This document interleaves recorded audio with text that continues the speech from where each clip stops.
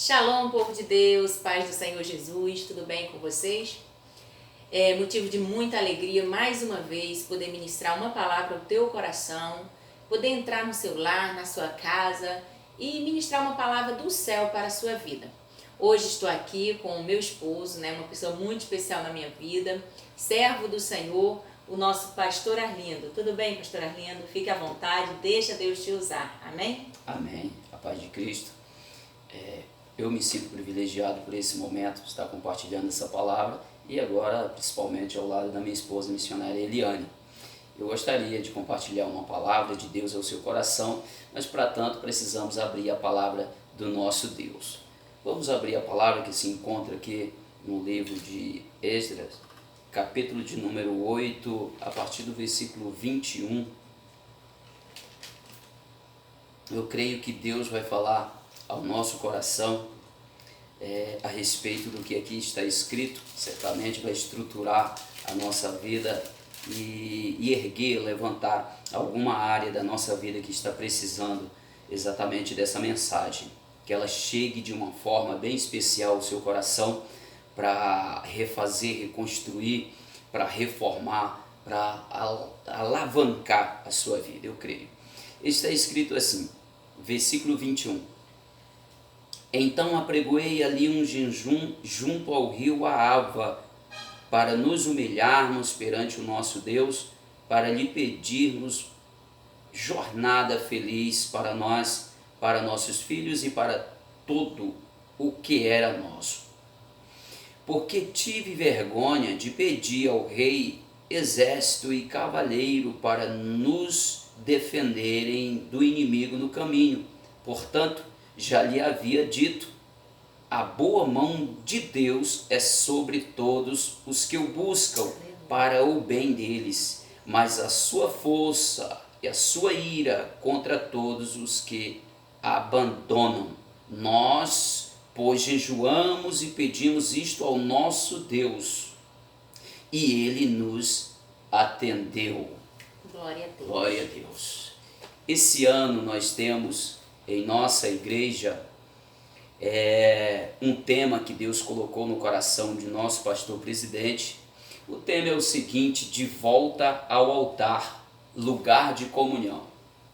Bem, examinando esse texto e contexto da palavra de Deus, o Espírito Santo tocaram o meu coração e eu fui pesquisar e vi que na época em que o povo de Judá, o povo de Jerusalém, eles receberam do rei Ciro, o imperador Ciro, o direito de reconstruir o templo em Jerusalém. Então isso aí foi por volta do ano 535 a.C. E houve naquele tempo uma inveja, um problema com os samaritanos, o povo misto que ficaram em Israel.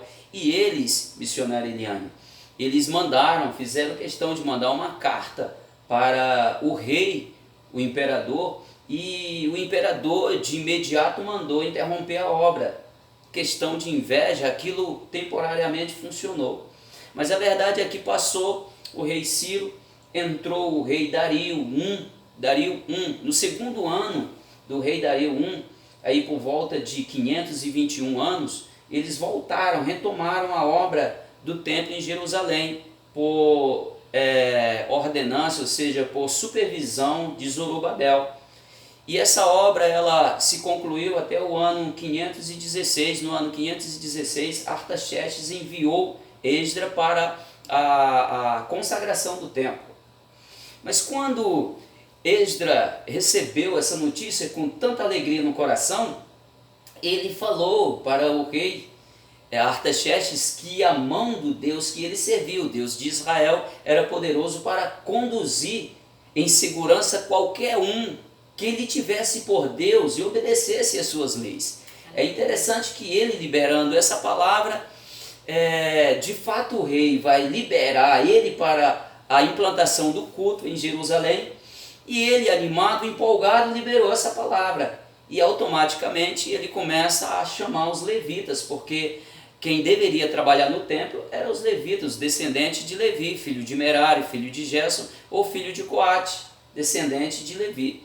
Então ele faz aquela convocação, ele vai congregar ali algumas centenas de levitas a serviço do reino de Deus no templo, e eles partem em direção a Jerusalém. Só que quando eles chegam à beira do rio Ahava, ele lembra que o lugar, as travessias que eles iam atravessar era perigoso, porque tinha saqueadores, tinham pessoas que faziam mal. Então era preciso ter um acompanhamento de um exército para guardar o povo. Interessante é que eles observam e vê que não tinha exército nenhum com eles, né? É verdade, não tinha nenhum exército acompanhando eles. É verdade. Então ele lembrou que eu deveria pedir um exército de cavaleiros para nos acompanhar, nos dar a jornada segura. Só que ele já tinha lançado uma palavra. Já tinha lançado a palavra, ele não podia voltar atrás, senão ele levaria o descrédito. Ele já tinha dito que o Deus que ele servia ia livrá-lo. Como que ele ia voltar atrás agora para falar, não, rei, eu preciso de cavaleiros, eu preciso de pessoas para lutar ao nosso lado? Não tinha mais como ele fazer isso, né? A palavra que ele liberou para o rei estaria perdendo força, estaria desqualificando o Deus de Israel. Ele disse, não posso, eu fiquei envergonhado, não posso, porque agora a única solução agora é a gente se humilhar. A gente se humilhar. Reuniu todos os levitas, os que lhe acompanhavam, à beira do rio Ahava, e se humilharam. E ele jogou tudo aquilo que ele tinha falado para o rei. Eu me envergonho de pedir ao rei para que nos envie exército para nos guardar e fazer jornada segura, porque eu já liberei uma palavra. O nosso Deus, a boa mão do Senhor, nos conduzirá em segurança. Uma coisa que assim me veio assim à memória é que tipo assim, ele não podia pedir ao rei, o rei terreno, mas ele lembrou que tinha um rei dos reis. Aquele que ele falou, afirmou que ele era poderoso e que lhe conduzia. Glória a Todos Deus. aqueles que lhe obedecem. Eu estou falando aqui direcionado aos judeus, mas eu gostaria desde já começar a aplicar para a nossa vida nos dias de hoje. O Deus Jesus Cristo a quem nós servimos, nós precisamos afirmar, confirmar que a palavra liberada de Deus para a nossa vida é fato. Se nós estivermos debaixo da obediência à palavra de Deus que Ele nos liberou, ou que seja, que nós liberamos para Ele, confirmando que Ele é o nosso Deus, as promessas dele sobre a nossa vida se cumprirão e nós faremos jornada segura. Para você, meu irmão, quem sabe está debaixo de uma ameaça missionária. Tem pessoas que às vezes estão debaixo de ameaça. Eu quero dizer uma coisa para você. De afronta. Pessoas que são afrontadas. Afronta, e palavras às vezes não malditas. Sabe a quem buscar, né? Mas exatamente. O Deus que Esdras buscou é o mesmo Deus de hoje.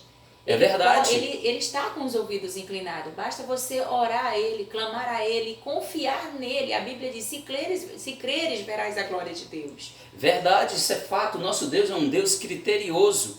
E quando nós acreditamos nos critérios de Deus, então nós temos certeza que a nossa jornada vai ser uma jornada segura. Glória a Deus. E é interessante que eles se humilham. E a palavra final aqui de Esdras, se voltam para Deus. Se voltam para Deus. Imagina só, o coração deles se contristaram diante de Deus. Agora, meu Deus, eu liberei a palavra. Se eu voltar atrás, eu estou desqualificando meu Deus. Olha só, Deus jamais iria aceitar uma coisa dessa. Verdade. Aí eles vão confirmar, ele confirma isso. E a boa mão do Senhor assim foi conosco, como nós pedimos. Glória a Deus. Que coisa maravilhosa. E de fato eles chegaram a Jerusalém. Outra coisa que nos chama a atenção bastante aqui é que tudo tem um tempo determinado. Tem um tempo determinado.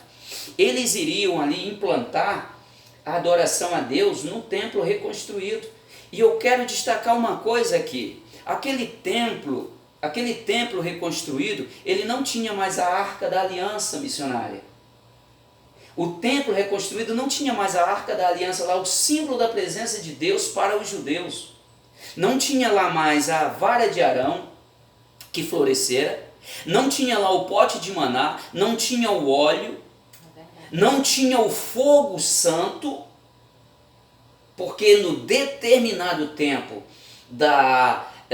do cativeiro o fogo se apagou, não tinha o fogo santo, não tinha as tábuas da lei ali dentro. Mas é interessante, no templo eles estabeleceram um outro ambiente nesse templo. Eles estabeleceram um espaço na área exterior do templo, que era o lugar de adoração para os prosélitos. Os prosélitos são aqueles que se aderiram, ou seja, que aderiram, que abraçaram a fé em Deus de Israel. Pessoas de outras nações, pessoas gentias, como é conhecido na palavra de Deus. Eles se voltaram para Deus, aceitaram a fé em Deus de Israel, e foi criado um ambiente para eles naquele templo, que no templo antigo não tinha. Que coisa maravilhosa. A gente vê a inclusão, né? Desde já a gente já vê a inclusão, Deus incluindo as pessoas. Isso, ali já apontava para a vinda de Jesus. Aleluia. A inclusão dos gentios. A nossa, no caso. A nossa, claro. Inclusão. Nós, crendo em Jesus, tornando-se um só povo. Onde não há mais grego nem judeu. Isso, exatamente. Aleluia. Eu vejo o apóstolo Paulo escrevendo à igreja de Corintos, ou à igreja aos coríntios, ele falando: portai-vos de modo que não dê nem escândalo, nem a judeus, nem a gentios e nem a igreja do Senhor. Aleluia. Eu vejo falando de três povos: judeus, gentios e igreja do Senhor. Quem é a igreja do Senhor? A igreja do Senhor é gentio e judeus convertidos a Cristo Jesus. Torna-se um só povo. A barreira de divisão caiu por terra em Cristo Jesus. Então essa questão volta ao altar, eu vejo Esdras começando logo o estabelecimento do culto levítico, logo em reunião com os levitas à beira do rio Ahava. Na questão de principiar tudo ali na contristação, ou seja, na contrição de coração. Eles contristaram o seu coração, se arrependeram, eles choraram, eles se humilharam. Ele diz: eu convoquei o povo para fazer um jejum e se humilhar na presença do nosso Deus. Interessante que a Bíblia diz que Deus não resiste a um coração contrito. Exatamente. Né? Então esse de volta ao altar, trazendo para os nossos dias de hoje, claro que o nosso tempo hoje é diferente do tempo de Esdras, mas trazendo para os nossos dias de hoje, tipo assim, voltar aos pés do Senhor, voltar Correto. a se humilhar aos pés do Senhor. Exato. Reconhecer as nossas mazelas, saber que Ele é e nós não, que nós dependemos dele. É como Exatamente. se fosse isso, né? É isso mesmo. Glória a Deus. De volta ao altar, voltar-se ao altar de Deus, é necessário que o nosso altar, coração, ele esteja de fato convicto de que é o altar de Deus, voltar ao altar de Deus. Jesus falou: quando fores oferecer alguma coisa a mim, primeiro, se você perceber que tem alguma coisa contra o teu irmão, vai lá e resolve essa questão, deixa a tua oferta do lado do altar, se conserta com o teu irmão. A gente não se conserta com alguma pessoa se não brotar do nosso coração a humildade. É verdade. Você vê que fala Pedro, que fala Tiago, Tiago 4, 10 e 1 Pedro, primeira carta de Pedro 5, 6, diz assim: humilhai-vos debaixo da potente mão do Senhor e no momento certo Ele vos exaltará. Aleluia. Porque na verdade, todo aquele que a si mesmo se humilha, Deus exalta, mas todo aquele que a si mesmo se exalta, Deus humilha. Então, Esdras, ele parte desse princípio. Ele levou os levitas primeiro a se humilhar, se preparar para o serviço do culto levítico no templo do Senhor. De volta ao altar. Ou de volta à inocência. Ou de volta à inocência, os nossos primeiros passos. Né? Fazer menção, por que não fazer menção aqui da palavra da primeira carta de João lá em Apocalipse, né? Falando a respeito da igreja dos Efésios, de Éfeso. Volta ao primeiro amor. Aleluia. Lembra de onde caíste e arrepende-te. Não tem como a gente, no meio da jornada, eu vou continuar. Não, o Senhor está falando, conserta lá onde arrebentou e parte dali. Lembra de onde caíste e arrepende-te. Ora, A questão, se você falar de humilhação, de arrependimento, de pedir perdão, isso para a sociedade, para o mundo de hoje, parece que é uma coisa fora do contexto social, mas na verdade, na questão espiritual, na questão cristã, nossa, isso é privilégio. Nós não somos os primeiros, também não somos os últimos. Tantas pessoas que erraram e se consertaram com Deus, hoje estão bem na presença do nosso Deus, porque tiveram a humildade, a hombridade de se humilhar, de reconhecer suas falhas, reconhecer seus erros e voltar aos pés do Senhor e se humilhar diante do Senhor.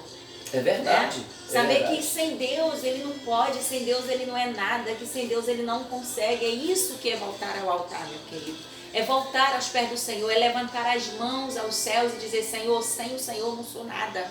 É verdade. Aleluia, Jesus. O altar quebrado, o altar arrebentado, desconstruído, ou o altar desconcertado, o fogo de Deus não vai operar. Deus não vai se aproximar. Engraçado. Um grande exemplo aqui é o confronto de Elias com os 800 profetas de Baal, né? 850 profetas de Baal e Azerá, a conjunção dos dois grupos ali. Sim. Então, após o concerto do altar, percebemos ali o fogo de Deus descendo. Elias orando, evocando o Deus de Abraão, de Isaac e Jacó, Deus de aliança com os patriarcas. Então Deus envia fogo do céu e consome, provando que só Ele é Deus que responde. Aleluia, Jesus. Não é verdade? Vale a pena voltar ao altar de Deus. Vale a pena voltar à presença de Deus. Vale a pena nos humilharmos diante dos pés do Senhor. Vale a pena reconhecermos que somos dependentes de Deus. É verdade. Queridos, ninguém é autossuficiente sozinho. Ninguém consegue sozinho. E o interessante também é que precisamos uns dos outros, sim. Precisamos uns dos outros, precisamos congregar, porque o nosso Jesus é o cabeça da igreja. A igreja não sou eu sou um membro da igreja. Eu sozinha não formo uma igreja. Nós dois talvez formamos uma igreja, porque a Bíblia diz que onde estiver 2 ou 3 reunidos em nome do Senhor, Ele se faz presente. É o mistério do congregar, a questão do congregar. Quem sabe, um desafio, né? Quem sabe o que está faltando, né? Nós precisamos ter essa comunhão, não é verdade? Nós precisamos ter essa comunhão. A vertical, isso. Né? Mas também aqui, quem sabe o que está precisando é isso aqui, ó. Quem sabe está precisando é isso aqui na sua vida, na sua igreja, no seu ministério, né? Dar o braço, somar força. Eu acho que a palavra é somar força. Quando nós voltamos ao altar, nós temos todos os esclarecimentos de Deus para a nossa vida. Somarmos força. A Bíblia diz: melhor ser 2 do que 1, porque se um cair, o outro levanta. É verdade. Mas na verdade, se tivermos na instrução de Deus, nem cair, cai.